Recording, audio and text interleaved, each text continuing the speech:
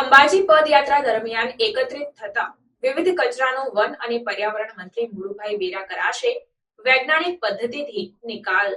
અંબાજી પદયાત્રા સ્વચ્છ પર્યાવરણ યાત્રાના મંત્ર સાથે અંબાજી પદયાત્રા દરમિયાન એકત્રિત થતા વિવિધ કચરાનો વૈજ્ઞાનિક પદ્ધતિથી નિકાલ કરશે વન અને પર્યાવરણ મંત્રી મુળુભાઈ બેરા।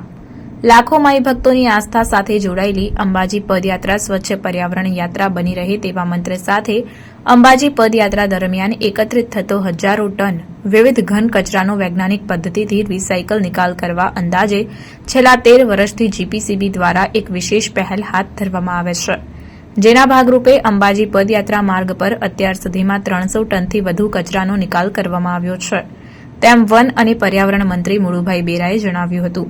અંબાજી પદયાત્રા માર્ગ પર જોવા મળતા વિવિધ કચરાનો યોગ્ય રીતે નિકાલ કરવાના ઉદ્દેશ્ય સાથે 100 જેટલા સ્વયંસેવકોની ટીમ તેમજ 10 બોલેરો ગાડી, 10 ઈ-રિક્ષા તેમજ ઈ-બાઇકને પ્રસ્થાન કરાવવા વન અને પર્યાવરણ મંત્રી મુળુભાઈ બેરાના અધ્યક્ષ સ્થાને તેમજ રાજ્યમંત્રી મુકેશભાઈ પટેલની ઉપસ્થિતિમાં જીપીસીબી ગાંધીનગર ખાતે ફ્લેગ ઓફ સેરેમની યોજાઈ હતી। પદયાત્રામાં સિંગલ યુઝ પ્લાસ્ટિકનો ઉપયોગ ટાળવાના સંદેશા સાથે કલાકારો દ્વારા જાગૃતિ દર્શાવતું શેરી નાટક ભજવીને સૌને સિંગલ યુઝ પ્લાસ્ટિકનો ઉપયોગ ન કરવાની પ્રતિજ્ઞા લેવડાવી હતી। આ કાર્યક્રમમાં મંત્રીના હસ્તે બહુચરાજી મંદિર તેમજ પ્લેનેટ હેલ્થ ગાંધીનગર ખાતે કાપડની બેગના 2 એટીએમ મશીનનું ઈ લોકાર્પણ કરાયું હતું। જીપીસીબીના કેમ્પસમાં મહાનુભાવોના હસ્તે એક પેડ માં કે નામ અંતર્ગત વૃક્ષારોપણ કરવામાં આવ્યું હતું।